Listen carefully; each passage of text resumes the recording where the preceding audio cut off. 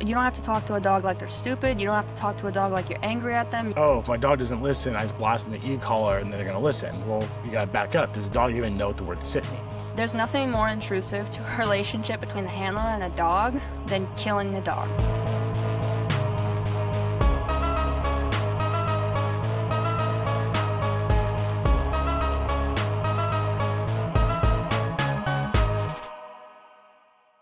Good morning, good afternoon, good evening, wherever you are in this world. This is 𝐬𝐮𝐫𝐠𝐞𝐭, and as always, my lovely friend, assistant, co-trainer, Taylor. How are you today, ma'am? Not as hyper as you, but good. That's a really good coffee, actually.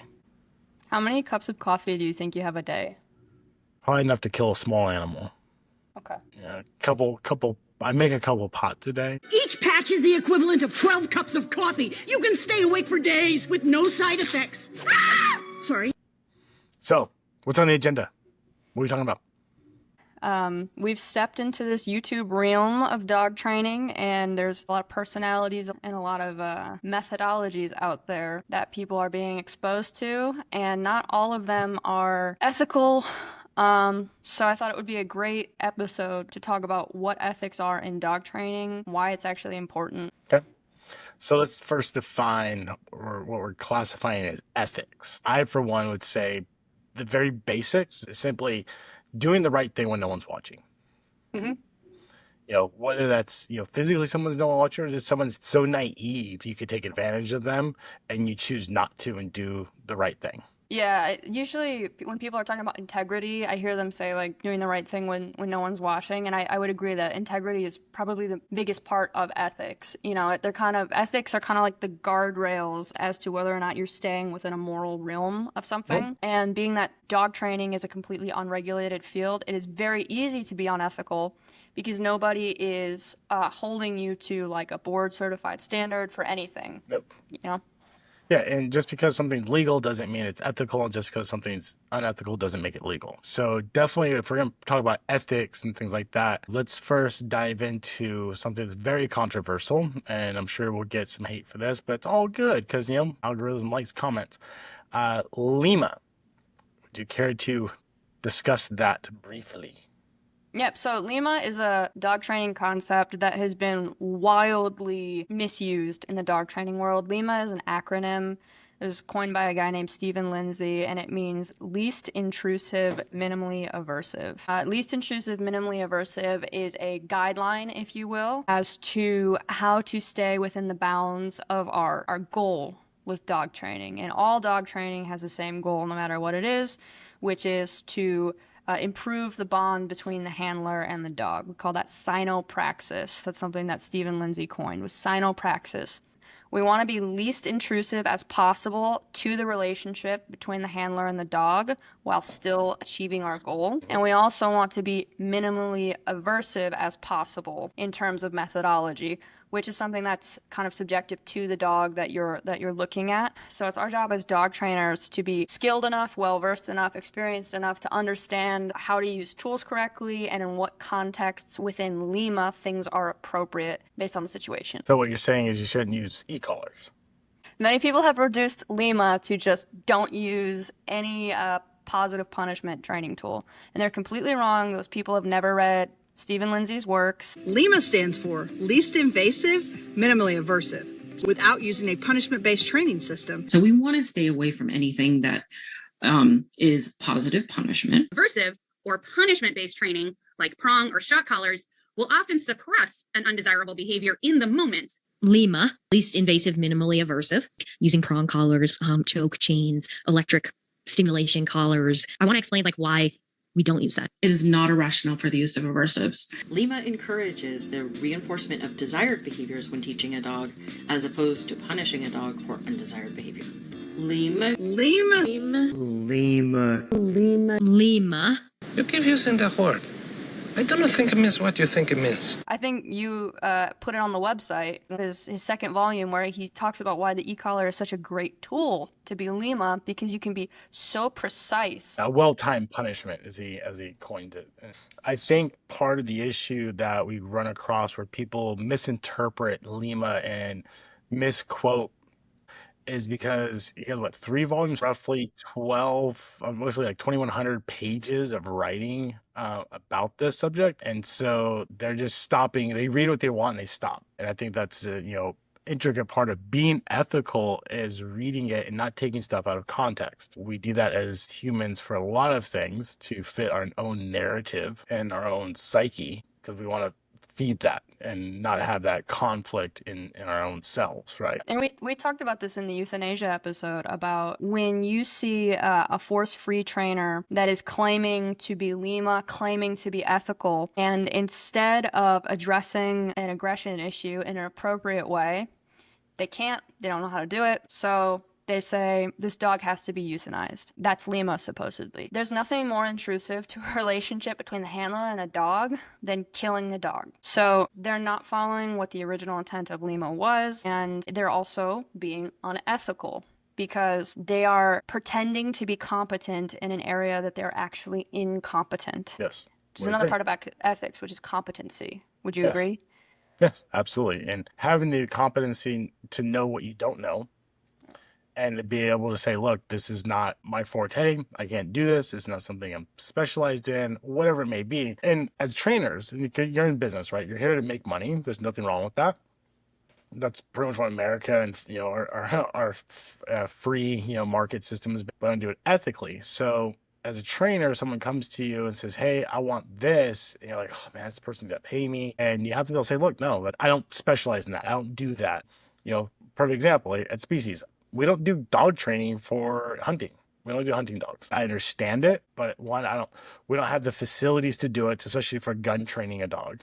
So in order to do that, if we want to do that, I have to go to a range, pay to go into a range and start doing these things. And it's just not something I want to do. It's not interesting. It's not fun to me. No, Jared, just go in your backyard and shoot in the air. Yeah, I'm sure my all my neighbors would greatly appreciate 12 gauge going off in the backyard. You're training. Followed by the popo. Maybe they'll bring their canine. We can train their dog. You can be forthright in taking somebody's money and saying, I'm going to give you what you're paying for and delivering on that. If you're a dog trainer and people are paying you money to solve their problems, you should be solving their problems or telling them you can't and not taking their money. That's ethical. And it's both sides of the spectrum. There's incompetency to be found everywhere in the dog world because it's not standardized. Yeah, it's not standardized, and a lot of it's subjective, and it's not based in science. A lot of trainers just like, oh, this is what I was trained to do. Oh, why is that? Because my trainer was trained to do this, and like, there's nobody can repoint to like, oh, we do this because of this. And having that competency and have that information makes you more valuable to your client, and it's not just rhetoric and stuff you're spilling out because you saw a YouTube video or you watched The Dog Whisperer. If you're looking for a dog trainer and they don't tell you what they're going to do or why they're going to do it, that's like going to a doctor and they don't explain what they're doing or why they're doing it. You wouldn't do that to your kids, so why would you do that to your dog? Yeah, you have to advocate for yourself and for your dog and ask those questions. And that's why on our site, there's plenty of information about phase 1, phase 2, and phase 3 training, how it all works, the steps behind it. But so many don't list anything, like how they do the training or why it works or anything about it. I found one site, they spelled operant wrong. It's spelled with a D. And I was like, do you even know what you're talking about? You spell operant, right? Okay, well, carry on. You do you. Somebody could look at this and be like, yeah, you're just trying to prove why you should be chosen over other trainers because you're supposedly more ethical. And from my perspective, it's like, no, it genuinely bothers me when dogs are being put in unideal situations because somebody's being unethical. It matters far more to me that somebody does not put their dog in a bad situation than it does that somebody comes to me for training. You know what I mean? We can probably remember one of our last trains with Bowie that was completely virtual. Like every 5 minutes, you had this dog like yelping in the background. Yeah. Some morons over there is like blasting their dog in the middle of Cabela's. Yeah.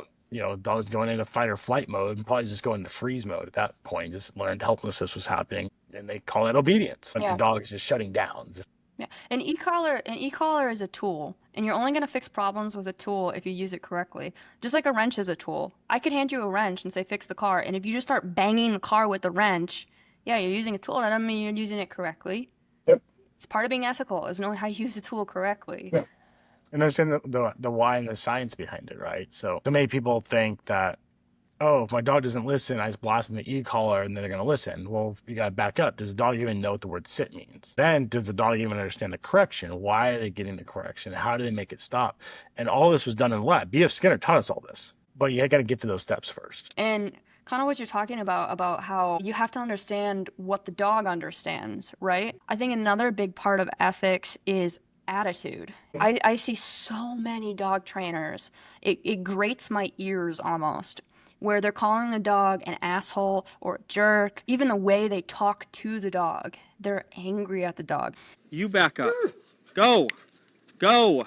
Go. He's a little bit of a dick in the crate. Down. Eagle's a hard-headed dog. Sit. Sit. Sit. Something that, you taught me, Mike DeBruzzo taught me, is like all of that is BS. You don't have to talk to a dog like they're stupid. You don't have to talk to a dog like you're angry at them. You don't have to call them names, because you understand that the dog is doing what they're doing because they either instinctually find it satisfying or they've learned that it solves their problems. So it's your responsibility to communicate with them in a way they understand and teach the handler that. Yeah, and your dog only knows what it knows, right? And it's what you've taught it. And if you don't teach it, you have the dog you deserve. Attitude runs down the leash. Like I tell clients all the time, I see them start getting frustrated, I say, stop. Just stop training. Stop. Take a deep breath. We're like, we're just dog training. It's not that serious. Just relax. Take a deep breath. Start over. You have this dog for a reason. Let's build that relationship. Let's have fun with them. Stop getting frustrated and let's slow down the steps. Having the right attitude is very, very important. I have clients say, oh, my dog's stubborn. I tell them, no, that's a human trait. I'm not going to do this. Screw you, cross my arms and pout. No, that dogs don't do that. Dogs just, they don't understand, or they're not motivated. Maybe the reward system that you're giving them is not motivational enough. People project so much of themselves onto dogs, right? He's not listening to me because he's being spiteful. Well, one, he doesn't speak English, so there's that. And two, he's an animal. He's going to do what he believes is in his best interest. The last thing I wanted to talk about in terms of ethics, and this is, for me, the biggest one. There are dog training channels out there that do a lot of things for the sake of views. I don't know if the dog trainer themselves believes that they're actually training or if they're just doing it for the views, but safety. I think safety is paramount when it comes to ethics. As a dog trainer, it is your responsibility to make sure that the dog that you're training is safe, the people around that dog are safe, and the dogs around that dog are safe. So if you're doing silly things like, I don't know, letting another dog fight the dog you're training, not safe. It's still aggression, right? How's the dog being trained perceiving? There's a trend going on right now on Instagram and things like that of, will your dog protect you? And they have these people like breaking into people's houses right? And like beating somebody up. Like, does the dog go back to eating their food? And the person coming in doesn't have any protection on. And there's no muzzling. So you knew that the dog wasn't going to do anything. Or you're just too stupid to think that this dog might actually bite me. Well, there's a video of a Doberman actually does. The guy comes in, like grabs the girl or whatever, and this Doberman like latches onto this dude. And it's one of those situations like, do we not think this out? Why'd you do it? Other than I want to get likes and views and be stupid. Or you're just too naive and too incompetent to understand that this dog might actually react. Yeah. Some other examples of things that trainers will do that are blatantly unsafe: hanging dogs. There are people out there that will tell you the best way to deal with an aggressive dog is to put noose around them, hang them. Number one, if you can't see why that's unethical, I have questions. But you could hurt the larynx, right? You could make their throat snap. Hanging dogs, not safe, okay? Doing high-level corrections when the dog hasn't experienced it before, and not muzzling the dog. There are dogs out there that they get a correction. If they're a soft enough dog, they're going to turn around and bite you, right? So sitting there and saying that muzzles, you don't muzzle a dog, it just makes them more upset. Don't muzzle a dog, it just makes them, more aggressive, harder to deal with. Nope. Condition the dog to a muzzle, like a competent dog trainer would do. And in the right situations, have the dog wear the muzzle. Because I promise you, I know there are a lot of people out there that have never been bit by a dog. Seriously, right? I promise you, you don't want to get bit by a dog. It sucks, it hurts, people lose fingers, limbs, noses, lips. You need to keep people Alive. safe because it's serious. It's serious. Then they have the aspect, if it's serious enough and you have to go get medical attention, the treating doctor is going to report this to the county or the state. And you're going to get a knock on your door, and they're going to confiscate your dog for 10-day quarantine, or they're going to quarantine your dog to the house. And if you can't pay the release for that, they're just euthanizing your dog, by the way. Yeah. This is such an important conversation to have because I think there are a lot of people out there that the reason that they do dog training is because it makes them feel good about themselves. It makes them look cool. It makes them have an ego, and they don't seem to care about the dogs.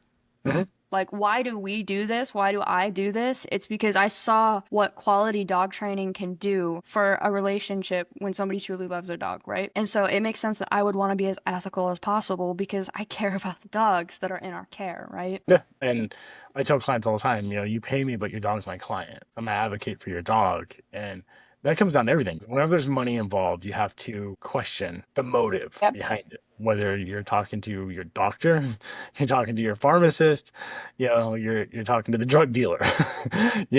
There's motives, there's greed behind the money, right? You are the professional. Someone's giving you money to solve a problem, and you need to be able to solve that problem for them, or don't take their money. Yep.